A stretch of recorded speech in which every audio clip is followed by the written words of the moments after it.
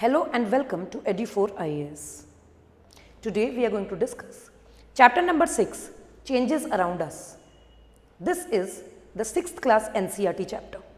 Changes Around Us, chapter number 6. What do you mean by change? Change, transition. हमारे आसपास कई सारी चीज़ें बदल रही हैं, जैसे कि टेम्परेचर, जैसे कि मॉइस्चर, जैसे कि सॉइल, और हमारे आसपास कुछ ना कुछ बदलता रहता है। जैसे कि अगर मैं एक अगरबत्ती जलाऊं तो वो सारे के सारे जो पार्टिकल्स है वो फ्यूम्स में कन्वर्ट हो जाएंगे। That means this is again a change, again a change. कपड़े सूखने डाले हुए हैं और वो सूख गए, ये भी कुछ बदला, कुछ हुआ है यहाँ पे। जी हाँ, पानी सेपरेट हो गया। आप खाने को पका रहे हो, पहले वो कच्चा था, अब वो पक गया, हीट डाला, चेंज हो गया। लकड़ी जलाई, जलकर राख हो गई, change.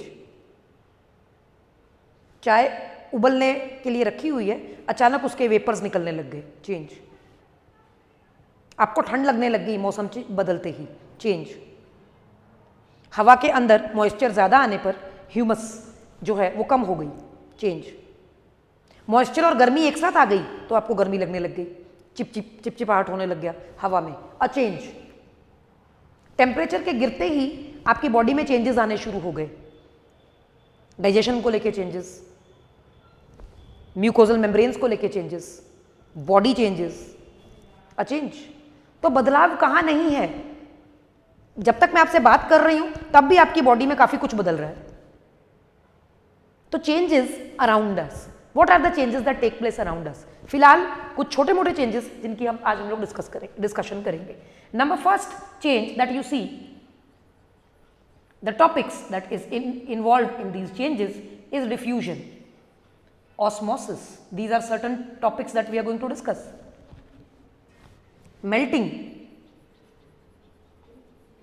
fusion, combustion, physical and chemical changes.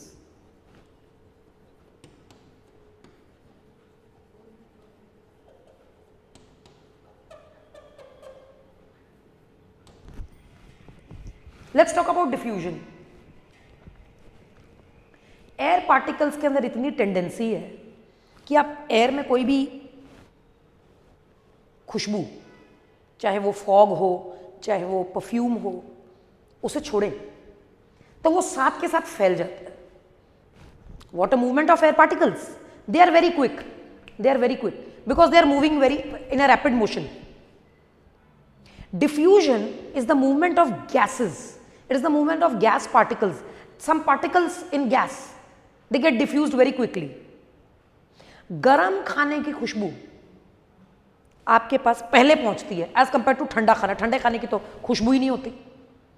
खाना गरम गरम पक रहा है तो जितना भी उसके फ्यूम्स निकल रहे हैं, जो उसकी खुशबू ऑर्डर निकल रही है, वो सारी की सारी एयर में मिल रही है और गर्म है, इसीलिए इट गेट्स डिफ्यूज्ड फास्टर। कमरे के अंदर घुसते ही आपको पता चल जाता है कि आज घर में क्या पक रहा है।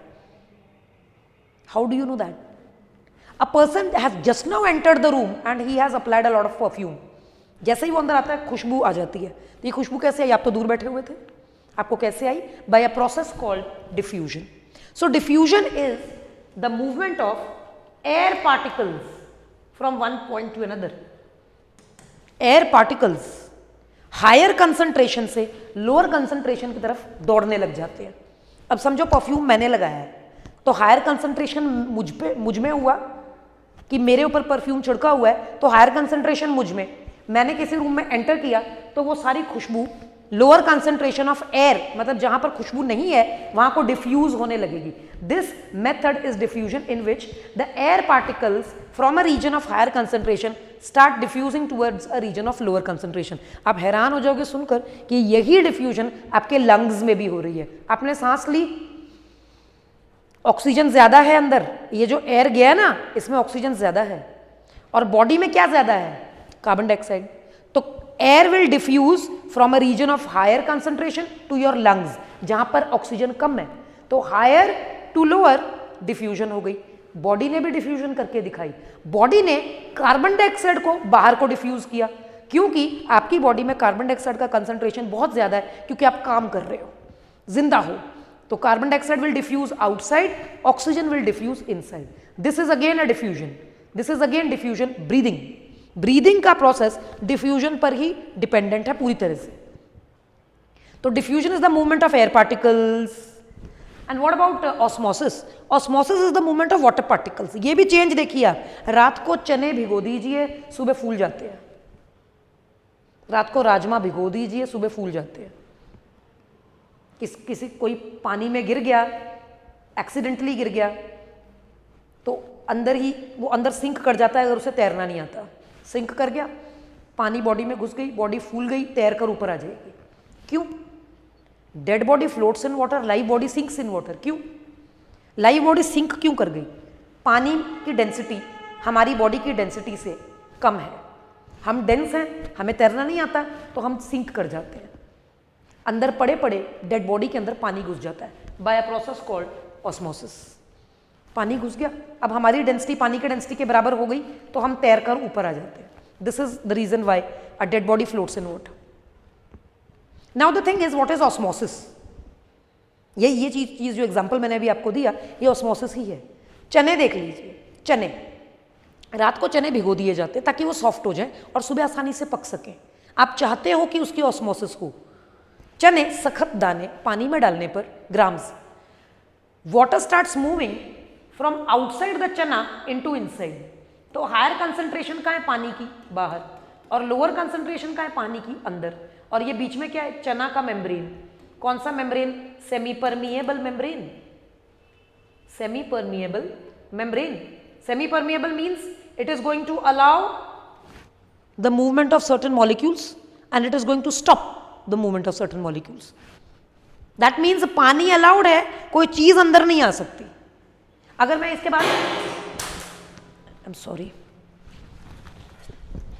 पानी allowed है, sugar will not come in. I repeat the same process again. Water can come in, it can seep in into this membrane and your gram will swell up. Swelling क्या शो करती है? Changes around अस पढ़ रहे हैं हम. Swelling क्या show करती है? क्यों स्वेल हो गया? क्योंकि इसके अंदर पानी एंटर कर गया. This is osmosis. Because of osmosis water enters from a region of higher concentration to a region of lower concentration. This is osmosis. What's the difference between osmosis and diffusion? In diffusion air particles are moving from higher to lower region, and in osmosis water particles are moving from higher to lower concentration. Now let's come to melting. Now what's melting? अब melting बोला तो आपके दिमाग में पहले ice आया होगा. Yes, if you talk about an ice cube, and ice cube is a solid, the particles are tightly packed. इस आइस क्यूब को हीट दीजिए तो ये जो इसके बीच में बॉन्ड्स बने हुए हैं, जो स्ट्रॉन्ग बॉन्ड्स हैं पार्टिकल्स के बीच में, वो टूटने लग जाएंगे. जैसे ही आपने हीट दिया, ये पार्टिकल्स के बीच में जो बॉन्डिंग हुई पड़ी है जबरदस्त, ये टूटना स्टार्ट हो जाएगी. Once the particle these bonds start breaking, the particles will get separated and the ice will become water, that is a liquid. This is called melting. इसका बिल्कुल ऑपोजिट है fusion. Fusion means freezing. Fusion में क्या होगा? क्या होगा fusion? These particles will come together. अब मैंने इसे ठंडा कर देना, इसकी हीट निकाल लो, बॉन्ड्स बन जाएंगे. इसकी हीट को इसमें हीट डालिए, बॉन्ड्स टूट जाएंगे. This is melting and this is fusion. See, just look at the difference. Let's come to another topic, combustion. Combustion. Combustion और burning में क्या फर्क है? आपको लग रहा होगा कि ये तो बिल्कुल ही सेम लग रहे हैं सुनने में, है भी. बर्निंग होता है किसी चीज का टूटना. मैं अपने ही बॉडी का एग्जांपल दे देती हूँ. जैसे कि सपोज आपने खाना खाया, हम कहते हैं हमारी बॉडी में बर्निंग ऑफ फूड होता है. बर्निंग मीन्स वो कोई भी चीज जो जलकर ताकत निकाले, एनर्जी निकाले, हीट निकाले, उसे बर्निंग कहेंगे. आप कहोगे मैम ये चीज तो कंबशन में भी है, तो डिफरेंस क्या है? Burning of food inside my body, because my body is taking food as a fuel. मेरी बॉडी का फ्यूल पेट्रोल डीजल नहीं है. मेरी बॉडी का फूड फ्यूल, जो फ्यूल है वो फूड है. Food is the fuel. तो जब वो टूटेगा तो ताकत निकलेगी. ये जो मैं इतना बोल रही हूं, ये कहां से आ रही है energy? From the food. From the food. Then what is combustion? Combustion is this step. ये देखिए कंबस्शन क्या है, जब कोई चीज आग पकड़ लेती है और वो एनर्जी रिलीज करे. ये देखिए अब पेट में खाने ने आग थोड़ी पकड़ लिया है, ठीक है, तो बर्निंग ऑफ फूड कह सकते हो बॉडी में, बर्निंग ऑफ फ्यूल कह सकते हो गाड़ी में, ठीक है.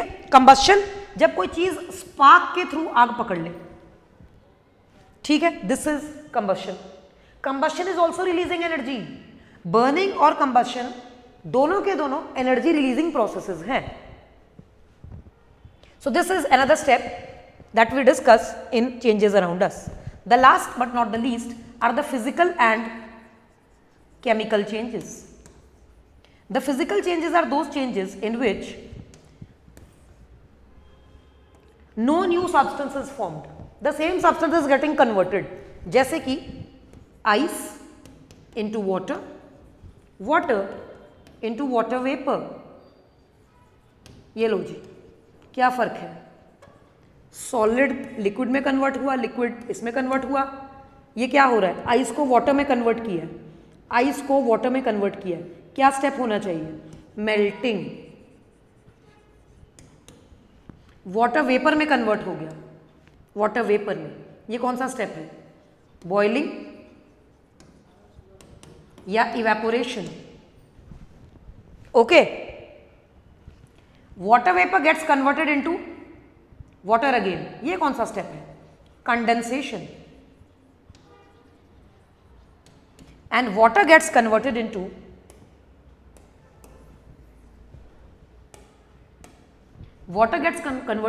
ice. तो ये कौन सा स्टेप होगा अब नीचे की तरफ? This will be freezing. Just look at the steps. Ice की कन्वर्जन वाटर में मेल्टिंग, वाटर की कन्वर्जन वेपर में बॉइलिंग, वाटर वेपर का दोबारा वाटर में कंडेंसेशन, और water getting again converted into ice is freezing. Look at the changes. Look at the changes. ये है changes around us. The physical change. The physical change. अब chemical change क्या है? Chemical change एक ऐसा change है जिसमें कुछ नया बन जाता है और there is no coming back. अब पीछे को reverse नहीं आ सकते. Example, digestion of food. आपने खाना digest कर लिया तो digested food दोबारा तो नहीं खाना बन जाएगा. Burning of wood. ये लो जी, लकड़ी जल गई तो उसकी राख हो गई. बर्निंग ऑफ वुड, लकड़ी का जलना, पेट्रोल डीजल का जल जाना, ठीक है. डाइजेशन ऑफ फूड, ये सब ऐसे केमिकल रिएक्शन है जिसमें पीछे को नहीं जा सकते. कुकिंग ऑफ फूड, कोई भी केमिकल प्रोसेस जिसमें आपका बना हुआ नया प्रोडक्ट दोबारा पीछे को आके रिएक्टेंट नहीं बन सकता, इसे केमिकल चेंज कहते हैं. और सबसे इंपॉर्टेंट चीज विच आई वांट टू डिस्कस, ये जरा ध्यान देना प्लीज. जब भी कोई सॉलिड किसी लिक्विड में कन्वर्ट हो जाता है तो इसे मेल्टिंग कहते हैं.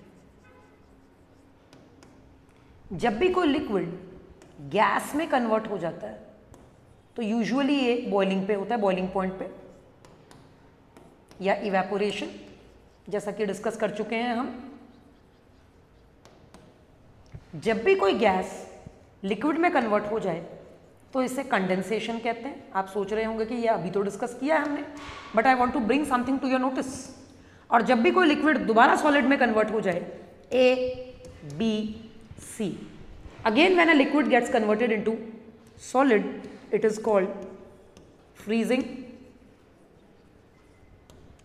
क्या कोई ऐसा तरीका है जिससे सॉलिड लिक्विड बने बगैर सीधे गैस में कन्वर्ट हो जाए, लिक्विड स्टेट आए ही ना बीच में? जी हाँ, एक ऐसा स्टेट जिसमें सॉलिड डायरेक्टली गैस में कन्वर्ट हो जाए. Solid is directly converted into gas, solid सीधे गैस में कन्वर्ट हो जाए, बीच में ये मेल्टिंग वाला टॉपिक आए ही ना, बीच में लिक्विड बने ही ना.